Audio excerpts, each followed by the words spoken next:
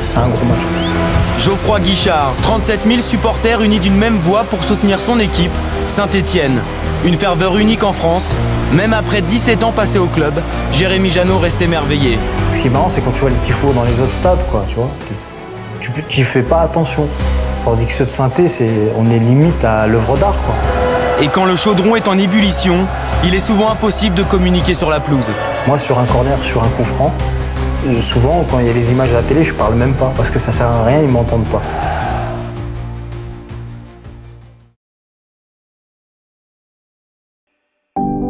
Il est un lieu, à Saint-Étienne, que les habitants appellent le Chaudron. Pour les uns, c'est une enceinte sportive. Pour les autres, c'est un temple. Mais pour les Stéphanois, c'est bien plus que ça. C'est le cœur battant de la ville, un monument de ferveur populaire et l'incarnation de toute une histoire. On dit de lui qu'il est le 12e homme des Verts. On dit aussi qu'il rend ses adversaires fous. Mais pour comprendre la légende du Chaudron, il faut remonter le temps. Il faut comprendre comment ce qui n'était qu'un simple terrain de jeu est devenu le théâtre des plus grandes épopées du football français. Et comment un peuple a forgé l'âme d'un lieu si mythique. Ceci est la véritable histoire du stade Geoffroy Guichard.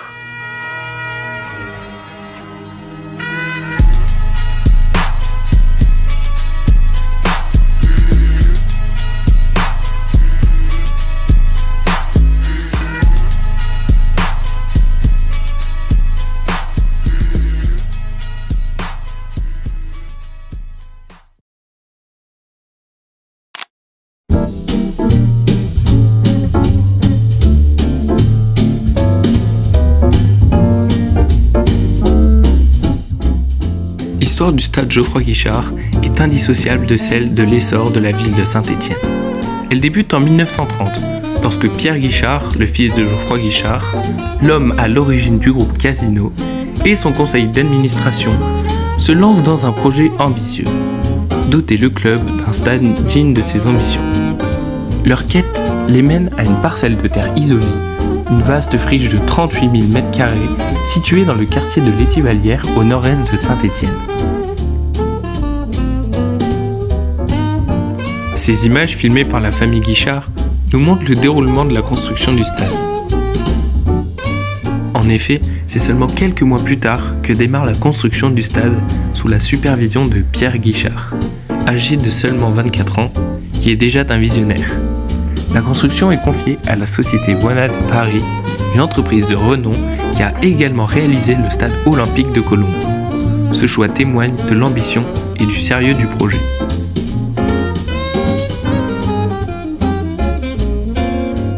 Les travaux avancent rapidement, transformant le terrain vague en une enceinte sportive moderne. Une piste d'athlétisme est aménagée et les fondations de la tribune principale sont posées. Les premières infrastructures se concrétisent, notamment ce qui deviendra la première tribune, la tribune officielle. À la fin de l'été 1931, le stade est officiellement inauguré lors d'une cérémonie grandiose. Le ministre des Sports et plusieurs personnalités locales, dont des conseillers municipaux, sont présents pour l'occasion. Ce moment symbolique marque la naissance d'un lieu qui allait devenir un véritable temple du football. Pour le match inaugural, l'AS Saint-Étienne affronte l'AS Cannes, l'une des meilleures équipes françaises de l'époque.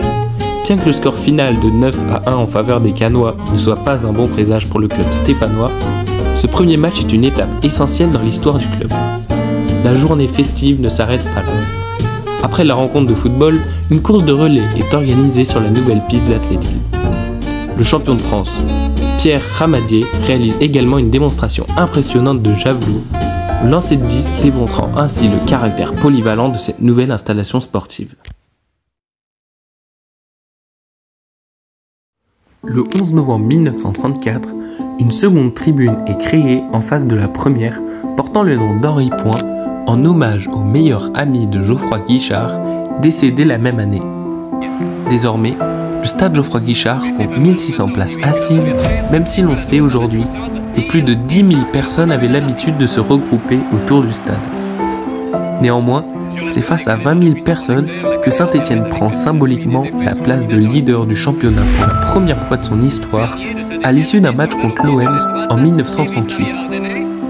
Pendant la Seconde Guerre mondiale, les tribunes de Geoffroy Guichard resteront inchangées et le Tour de France fera même étape au stade en 1953.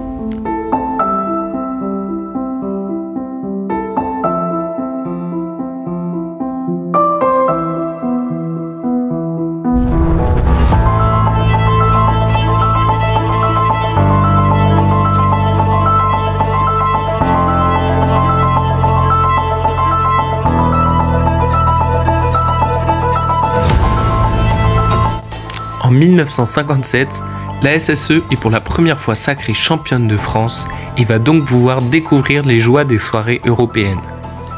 Malgré une élimination au premier tour contre les Glasgow Rangers, les Verts montrent une bonne forme durant cette période et vont petit à petit s'installer dans les leaders du foot français.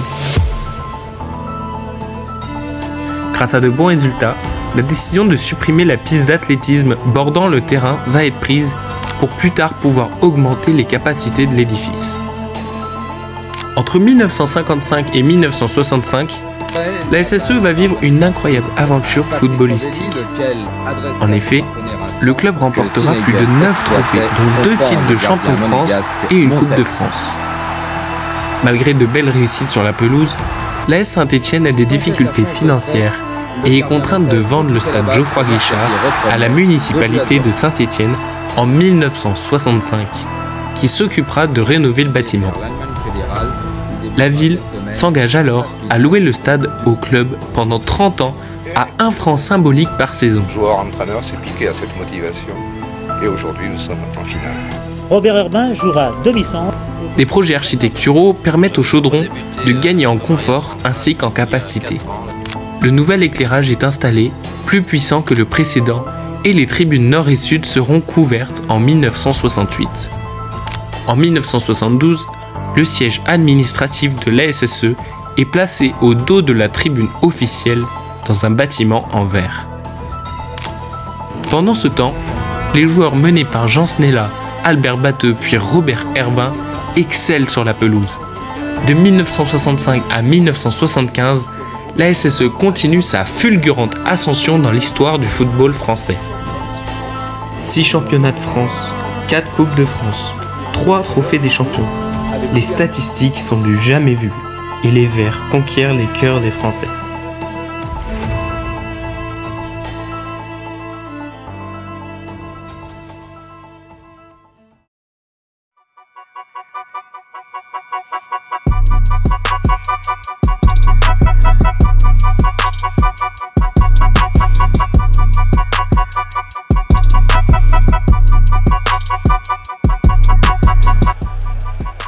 Grâce à une première place du championnat acquise lors de la saison 1973-1974, les Verts se qualifient pour la Coupe des clubs champions 1974-1975. C'est là que débute une épopée, l'épopée verte de la Ligue des Champions. Après un très bon début dans la compétition avec notamment l'élimination du Sporting Club de Portugal ou encore de l'équipe de Split, Saint-Étienne se hisse jusqu'en demi-finale contre une grosse équipe, c'est le Bayern de Munich. Dans un chaudron incandescent qui intimide l'adversaire, Saint-Étienne réussit à obtenir un match nul face à cette équipe au match aller, le 9 avril 1975. Cependant, l'équipe de Franz Beckenbauer n'a pas dit son dernier mot. Lors du match retour, le mercredi 23 avril 1975, le Bayern Munich est clairement supérieur. Il gagne 2-0 cette rencontre, qui marquera la fin d'un incroyable parcours pour Saint-Étienne cette année-là.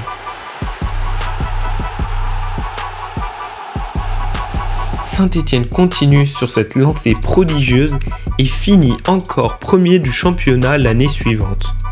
Ils ont donc encore une fois une place en Coupe des clubs champions. Après une victoire facile face au FC Copenhague en 16e de finale au match aller ainsi qu'au match retour, l'AS Saint-Étienne se retrouve face aux Glasgow Rangers.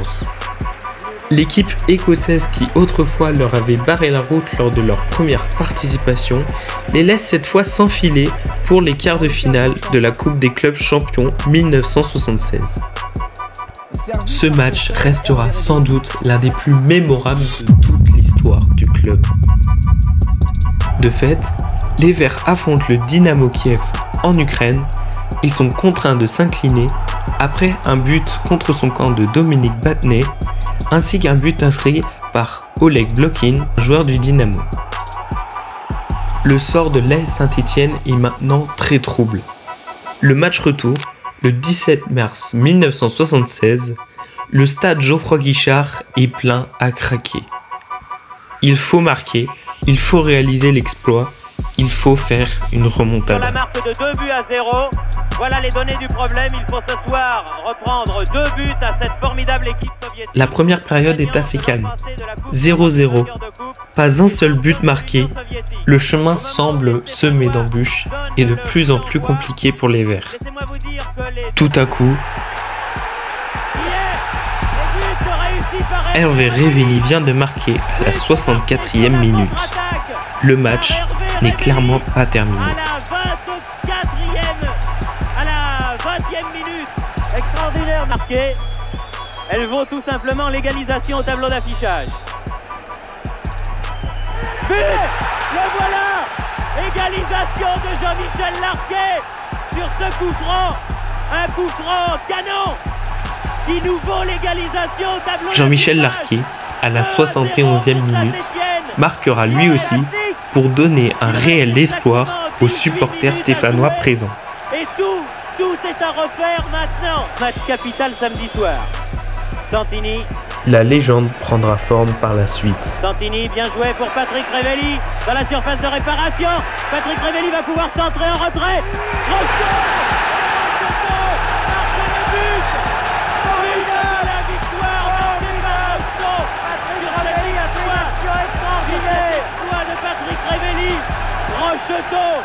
L'équipe est qualifiée. La nouvelle fait la une de tous les journaux français et Saint-Étienne se qualifie pour les demi-finales face au PSV Eindhoven. Bonsoir, écoutez cette ambiance, toute la France retient son souffle pour voir ces Verts. Qui c'est les plus forts évidemment? C'est les Verts depuis 15 jours à Geoffroy-Guichard. C'est le match aller de cette demi-finale de Coupe d'Europe des clubs champions et c'est parti. Le mur à distance, c'est Larquet qui va tirer. C'est passé, ouverture du score pour les Verts. Et Jean-Michel Larquet sur ce coup franc. Après 2 matchs joués et seulement un seul but inscrit en faveur de l'AS Saint-Étienne, les Verts se qualifient pour la finale de la Coupe des clubs champions le mercredi 12 mai 1976. Au sigle du club de Saint-Étienne, nous avons prévu 5000 écharpes, également au sigle du club, et nous avons prévu également... C'est l'occasion pour les Stéphanois de retrouver le Bayern Munich, l'équipe qui les a fait chuter l'an passé. Très bien, nous avons bien débuté, nous pensons rester encore 3 ou 4 jours.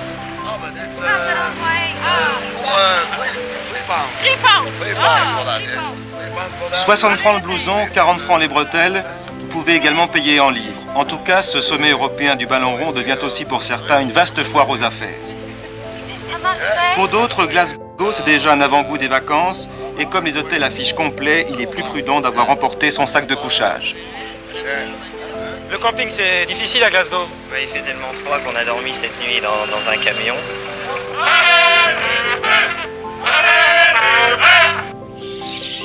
Loin des bruits de la ville, voici la retraite des footballeurs stéphanois. Nous sommes à 30 km de Glasgow. Ici, l'expression de mise au vert prend toute sa signification. L'événement sera télévisé dans 33 pays. Un événement qui, espérons-le, tiendra toutes ses promesses et dont on voudrait qu'il soit aussi majestueux que ce vol de mouettes effectuant une ultime reconnaissance.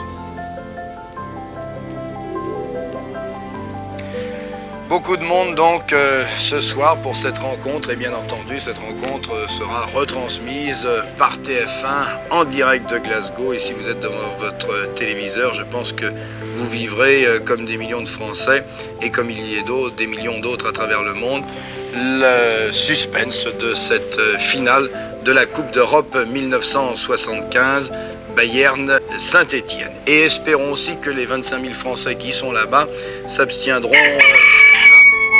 Voilà, on ne demande rien à René, mais il chante quand même.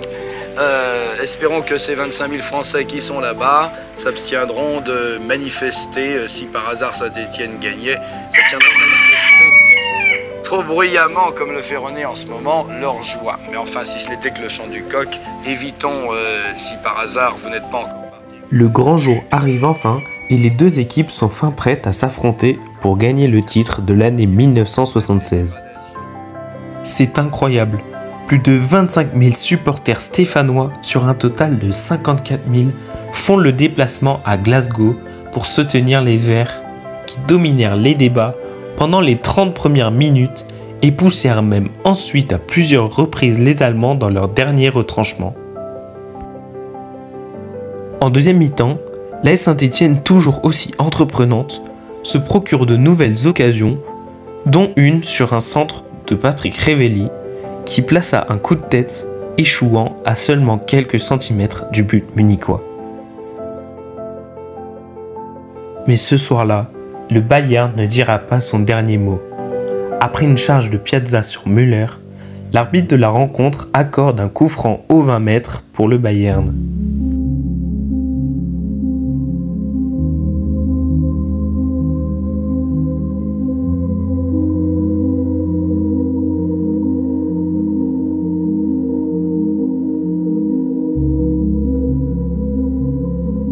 Une frappe tendue au ras du poteau de Kurkovic, Roth expédia un but à la 57e minute du match.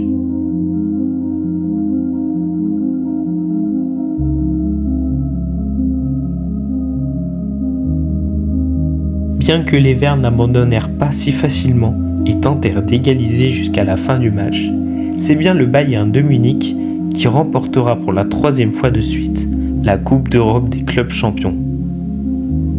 Malgré une défaite au goût amer pour les Verts, les joueurs stéphanois seront accueillis en héros à leur retour en France. À la suite d'une idée spontanée venant de France Inter, ils défileront sur l'avenue des Champs-Élysées, suivis par plus de 100 000 supporters de la place de l'Étoile jusqu'au palais de l'Élysée, où ils seront reçus par le président de la République Valéry Giscard d'Estaing.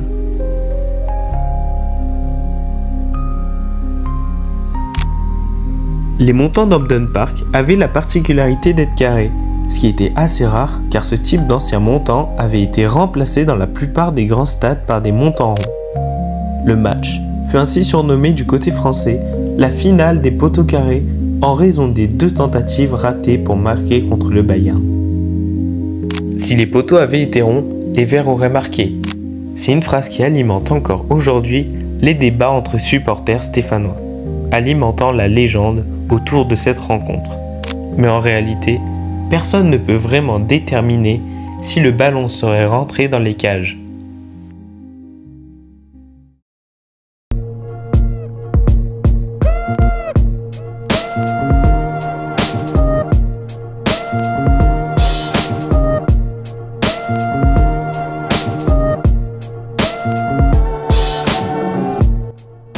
Après l'épopée européenne, c'est la fin d'un cycle pour des joueurs emblématiques comme Jean-Michel Larquet, Dominique Battenet et Hervé Révelli. Mais l'engouement suscité par ce parcours incroyable consolide la ferveur des supporters. En 1977, les Verts remportent la Coupe de France face au Stade de Reims, un trophée qui, s'il n'efface pas complètement l'amertume de l'échec en Coupe d'Europe, maintient le club au sommet du football français. L'équipe se reconstruit. En 1981, sous la houlette de son nouveau leader Michel Platini, Saint-Étienne décroche son 10e et dernier titre de champion de France à ce jour. C'est l'apogée d'une équipe qui, malgré le départ des anciens, continue de faire rêver une ville entière. Malheureusement, cette période de succès est éphémère. Le club va connaître une longue traversée du désert, alternant passage en Ligue 1 et en Ligue 2. C'est le début d'une période difficile pour l'institution, marquée par de nombreux défis sportifs et financiers. Durant cette transition, le stade Geoffroy-Guichard se modernise. Entre décembre 1982 et février 1984, de grands travaux de rénovation sont entrepris pour accueillir le championnat d'Europe des Nations 1984. Les tribunes nord, sud et d'honneur sont rehaussées d'un niveau. La capacité d'accueil du stade passe alors de 28 000 à 48 000 places, permettant à une foule encore plus nombreuse de soutenir son équipe. Pour améliorer l'expérience des spectateurs, des panneaux lumineux sont installés, affichant le score et la composition des équipes, un détail technique qui semblait futuriste à l'époque. Ces aménagements transforment le stade en une enceinte plus moderne, prête à accueillir les grandes compétitions. Malgré des résultats de moins en moins convaincants, les supporters de l'AS Saint-Étienne restent très fidèles.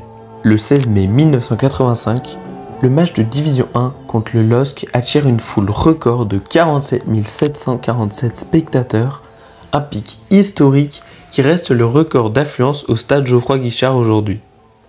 Cela témoigne d'une passion inébranlable et d'une fidélité à toute épreuve, même dans les moments les plus difficiles. Durant les années 80, une nouvelle culture de supporters commence à s'implanter en France, inspirée par les tifosi italiens. Les tribunes, autrefois uniquement garnies de fans traditionnels, se transforment peu à peu en véritable théâtre de la passion. Les écharpes s'agitent, les chants se font de plus en plus organisés et les premiers tifos et banderoles font leur apparition. Cette ferveur est le signe de l'émergence d'une nouvelle ère de supporterisme. En 1991, les Magic Fans naissent de l'amitié d'une bande de copains passionnés par le football et l'AS Saint-Étienne. Ils se réunissent dans un bar à Villeurbanne en banlieue lyonnaise. Le 20 juillet, ils créent leur groupe dans le but de se démarquer des supporters à perruque et d'importer la culture ultra à Geoffroy-Guichard. Leurs motivations sont claires: animer la tribune, organiser des déplacements et créer des tifos mémorables. Après les Fighters 88, ils deviennent le second groupe ultra de la tribune et vont rapidement s'imposer. Leur logo, une tête de mort, est une petite révolution dans le chaudron. Ce symbole a été choisi après une discussion où un logo de mineur était aussi une option. Le groupe est également parfois représenté par le personnage d'Alex du film Orange Mécanique, une référence à leur esthétique. Les premiers temps sont marqués par des déplacements en minibus, notamment à Cannes et Marseille. Le véritable envol des Magic Fans a lieu lors de la saison 1992-1993 avec l'ouverture de leur premier local. Le groupe se structure alors, les cartes d'adhérents se plastifient et les effectifs grimpent rapidement, passant de 20 à 200 membres. Ils développent des produits dérivés, lancent leur fanzine et créent des sections en dehors de la ville. Les premiers tifos d'envergure font leur apparition et des amitiés se lient avec d'autres groupes de supporters comme celui des Ultramarines de Bordeaux avec qui une amitié perdure encore aujourd'hui.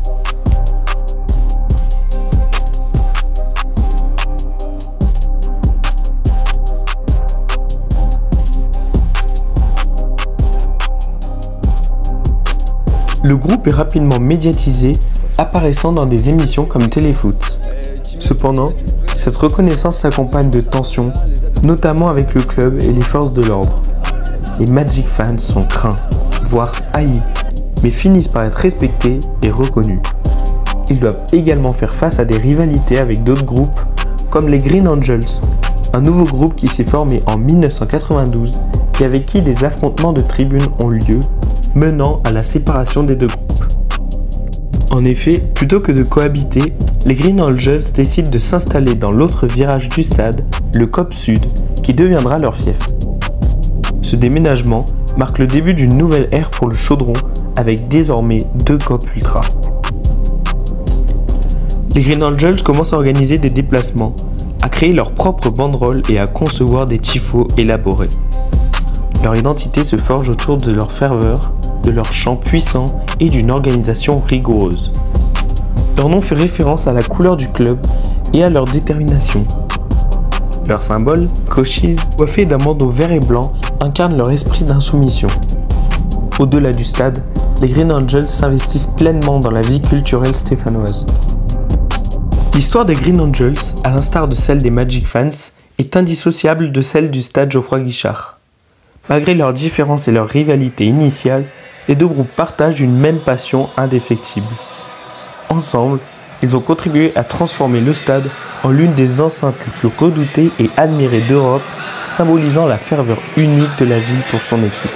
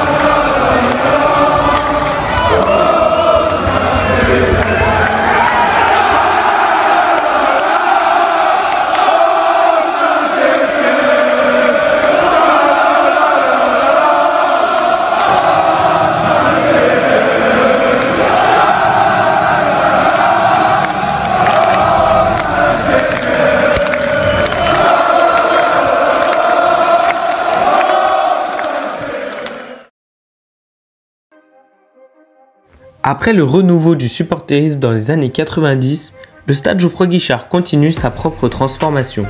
En octobre 1994, la ville de Saint-Étienne apprend que le Chaudron a été sélectionné pour accueillir des matchs de la Coupe du Monde 1998. Cette désignation marque le début d'une nouvelle série de travaux d'envergure. De 1996 à 1998, le stade subit une rénovation majeure. La priorité est la sécurité et la conformité aux standards internationaux. Les places debout, autrefois si chères au cœur des supporters, sont converties en places assises. Cette transformation, dictée par les normes de la FIFA, modifie l'expérience des matchs, mais permet d'accueillir des événements d'envergure mondiale. Le stade se prépare à vibrer au rythme du plus grand tournoi de football de la planète. Durant le mondial 98, Geoffroy-Guichard est le théâtre de 6 rencontres. On y voit notamment le match de l'Espagne face au Paraguay. Mais l'apogée de cet événement est sans doute le 8e de finale opposant l'Argentine à l'Angleterre. Un match si épique qui se termine par une victoire au tir au but de l'Argentine avec un but mythique du jeune Michael Owen. Le 1er janvier 2001, une étape administrative importante est franchie. Le stade, tout en restant à la propriété de la ville de Saint-Étienne, est désormais géré par Saint-Étienne Métropole. Cette nouvelle gestion vise à optimiser l'entretien et l'exploitation de l'enceinte sportive. Le stade continue d'évoluer, s'adaptant aux besoins d'une équipe qui, malgré ses passages en Ligue 2, ne cesse de remplir les tribunes. Le stade Geoffroy-Guichard n'est pas uniquement une arène de football. Son histoire est aussi marquée par d'autres événements sportifs et culturels majeurs. En 2003, l'enceinte accueille un concert mémorable de Johnny Hallyday, rassemblant des dizaines de milliers de fans de l'icône du rock français, marquant une parenthèse musicale dans l'histoire sportive du stade. En 2007, le stade accueille un match de la Coupe du monde de rugby. Il est le théâtre de la rencontre entre l'Écosse et l'Italie. Une occasion pour les amateurs de ballon ovale de découvrir l'ambiance unique du Chaudron. Plus récemment, le stade se modernise encore pour l'Euro 2016. Il est le lieu de 3 matchs de poule, Portugal-Islande, République tchèque-Croatie et Slovaquie-Angleterre, ainsi qu'un 8e de finale entre la Suisse et la Pologne. 2019 et plus récemment des matchs de la Coupe du monde de rugby 2023. Depuis sa naissance, le stade Geoffroy-Guichard est plus qu'une simple enceinte sportive. C'est le cœur battant de toute une ville, le symbole de son identité ouvrière, de sa passion, de ses victoires et de ses défaites. De l'épopée des poteaux carrés au tifo des COP actuels, il a été le témoin privilégié de moments d'anthologie qui ont façonné l'histoire du football français. Sa capacité à se réinventer, à se moderniser tout en conservant son âme unique est la preuve de sa place à part. Il a accueilli des icônes comme Platini, des matchs de légende comme celui entre l'Argentine et l'Angleterre, des événements internationaux qui ont placé Saint-Étienne sur la carte du monde et des concerts qui ont fait vibrer ses murs au-delà du simple sport. Son héritage est immense. Il est le lieu où les générations de Stéphanois ont partagé leur joie et leur peine, où des amitiés se sont créées et où la passion pour l'ASSE est devenue une religion. Il n'est pas seulement le temple des Verts, il est aussi le lieu de l'émotion collective, un lieu de pèlerinage pour des milliers de supporters, un monument de l'histoire du football français qui continue encore et encore à faire vibrer le cœur de ses supporters. Merci à tous d'avoir visionné ce reportage sur l'histoire du Chaudron. J'ai pris pas mal d'heures pour réaliser cette histoire de verre, alors si ça vous a plu, n'hésitez pas à me le faire savoir, ça me ferait grand plaisir. Saint-Étienne, c'est un club formidable, alors si je peux montrer d'une manière ou d'une autre qu'il est unique en France, il faut le faire. Également, il est possible que j'ai fait quelques petites erreurs sur des événements passés, alors si vous êtes un grand connaisseur du club et que vous les voyez, n'hésitez pas à les rectifier dans les commentaires. Toutes les sources que j'ai utilisées sont retranscrites dans la description si vous voulez vous y plonger dedans, faire vos propres recherches ou simplement découvrir des photos historiques. Merci encore d'avoir regardé mon reportage et à bientôt sur Histoire de Verre.